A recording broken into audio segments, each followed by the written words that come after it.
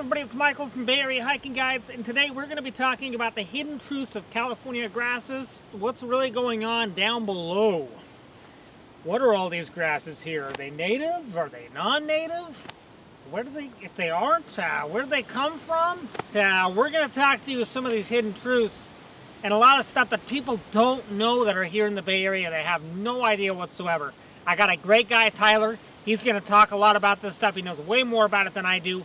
And I cannot wait to get you guys all rolling to sit down and listen to Tyler and some of the amazing information and wisdom that he has to provide to you guys as a public.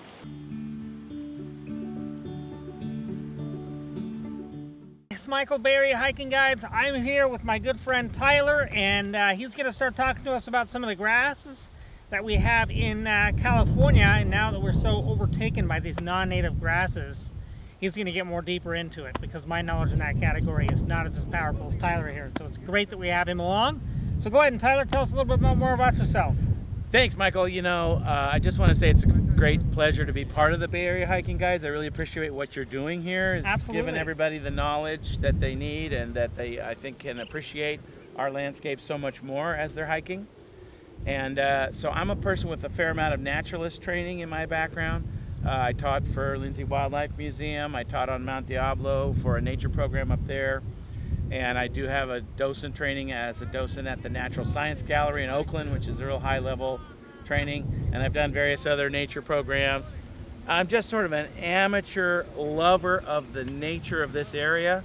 And so I always want to appreciate it and learn more about it. So what I wanted to do today is just this one particular point about the massive ecological shift that has occurred in our grasslands.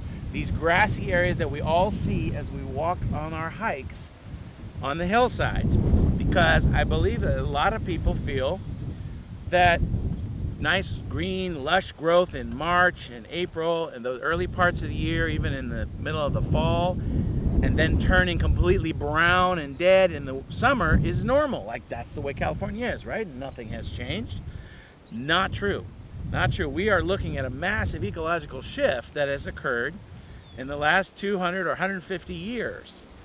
And so we're going to talk about the difference between what we see now when we walk along our hillsides and what we might have seen in some areas in the past, over 100 years ago. All right, well, let's continue on. So now we have moved to a different area where we can illustrate the beginning of the process that we talked about initially of shifting from the native grasses to what we have now. We're in an area that has been restored or at least managed by volunteers, and in particular we're standing in front of a couple of beautiful examples of native bunch grasses. So you'll see that these grasses grow out of a clump in the ground. They do not spread out thoroughly covering the ground like a lawn, but in fact they're all growing out of one central spot, so they're called a bunch grass. But the most important thing to notice about these grasses is that they are perennials. They recur year after year after year. They stay alive, they stay green, they continue growing from one year to the next. And one of the things that happens when you have a bunch grass that's growing year after year is the root system is going to get deeper and deeper and bigger and bigger. You can actually go to the Oakland Museum and go to their Natural Sciences Gallery and see an exhibit of a native bunchgrass plant that is maybe this big, and the root system is 3 times as long as the above ground part of the plant because it is a perennial. So what does that do? One thing it does is it allows all of the nutrients that are deep in the soil to be pulled up into the plant. And the second thing it does is it stabilizes the soil much, much better. So we'll talk about both of those factors of these bunch grasses when we go back over to the annual area. But remember, they have a lot more minerals and nutrients in their above ground parts than an annual grass does, and they have the ability to hold the soil. So the point we're making here is that these plants are most likely the primary grass plants in many areas of California before the Europeans arrived. These plants were growing naturally, continuing to grow the following year. And yes, they would make little seedlings, little babies, and those babies would grow, but the parent plant is still there. but they grow in these clumps, and many places the clumps are separated somewhat from each other. They might be 8 inches apart, 10 or 12 inches apart, so other things can grow in the middle of these. For example, wildflowers. And a lot of the accounts of the pre-European California include descriptions of fields and fields of color, just swaths of large blooms of color for miles. Not every 15 or 20 years like we have this year, we did have with our super blooms in certain parts of California, but all the time. Because those bunch grasses create space, they don't outcompete the wildflowers, they allow the wildflowers to grow naturally. So there's many things about these bunch grasses that are different from what we're used to now. Still really learning what was it like at that time before the Europeans arrived. Now we're going to go back over and really talk about the change that's occurred and what we find when we look at a typical hillside in California today. Okay, so now we are back looking at this typical grassy hillside that we've all seen many times here in California. But the distinction we're making, now having seen these perennial bunch grasses, is that all of these grasses are annual. That means they grow for 1 year and they're dead, done, completely finished. They will never grow again. They put out a whole bunch of seed, which will then sprout again to make new plants, but that particular plant is dead. So what happens when you have an annual plant? Well, it needs to go fast. It has to have a big seed. That seed has to sprout quickly with even a little bit of moisture and grow super fast because it only has a few months to completely mature before it dies. Notice how they're just completely covering the hillside, no space in between them, and then they drop a lot of seed and die. So now I want you to imagine the competition between this kind of grass and the perennial bunch grass that we just saw over there. Because if many areas primarily had that perennial bunch grass 150 years ago, the seeds of these annuals were introduced in a lot of different ways by Europeans who came over here. One of the primary ways, which is very interesting, is in the ballast of ships. For example, a ship that has dropped its cargo off in Europe now is much lighter and it needs to add some weight to bring it back down again. So what did they do? They did something very inexpensive and easy. They just took a bunch of dirt and shoveled it into the hold of these ships. Well, that dirt contained weed seeds. It contained seeds of a lot of these plants. Then they get over to this side, they just dump the dirt off. Another way is that some of the livestock, some of the cattle were brought here originally, and so in the hides of these cattle, they actually had to survive on the ship journey. You had seeds that are actually sitting there dormant, waiting, and over here they would fall off.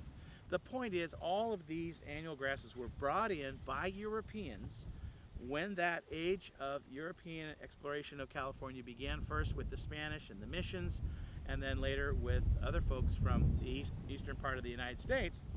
What happens is, these grasses, as soon as they are moistened in the ground that first winter, they're going to grow really fast. They might be right next to a perennial bunch grass, but that bunch grass is going more slowly, right? It doesn't have the advantage of that annual's super spurt of growth. So particularly the little seedlings of the bunch grasses, the newer plants, simply could not compete with the tremendous amount of fast growth that these annuals put out. Two other problems. The cattle that were grazing in these areas actually could tell the difference. They experienced a greater level of nutrition, which they instinctively sought after from the natives. Remember, we talked about how it brings all those minerals up from the soil that the annuals can't reach because their roots do not go nearly as deep. So the cattle are going to be eating the natives first.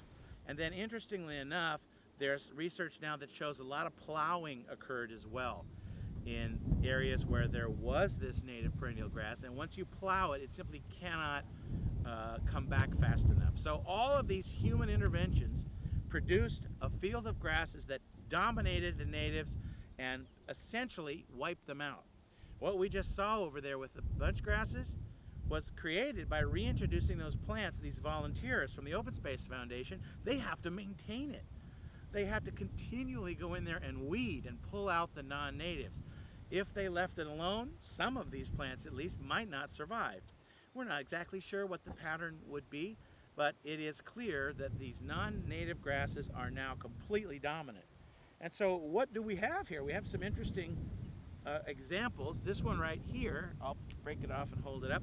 We see a lot of these wonderful seeds dangling down. Well, that's just an oat plant. That is literally genetically almost identical to the oats that you have in your oatmeal in the morning.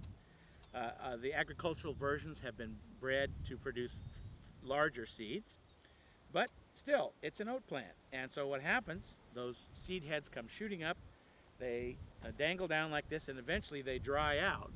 So here is one that's dried out, and the seeds are gone. This one still has some of its seeds. So if you want to say that you're sowing your wild oats, you can come along and do that while you're taking your hike. We also have these wonderful ones that many people call foxtails. I just mean this one here. This is a particular type of grass called brome. But when these little seeds break off, they're the famous ones that go up the dog's nose or in the dog's ear and only go in one direction. Well, see, what these seeds are doing is they're reproducing themselves by latching onto an animal's fur, or a human now in these modern times, so that they can be carried to a new habitat. So that's brome, or some people call them foxtail. We also have ryegrass, same plant as your rye bread is made out of. It's a direct relative of the ryegrass that we eat. So you're going to see these non-native grasses shoot up really fast, lots of lush green growth, and then completely die and drop all of their seed. That gave them a dominance that overtook the native bunch grasses. So there's really not much we can do now. It's not like we could ever go back. The annuals are so dominant, but we can try to understand the ecological shift that happened, unintended though it was. Those people who brought the seeds over certainly had no idea that that would occur, and appreciate the difference in the history of California ecology from then till now. So there you have it.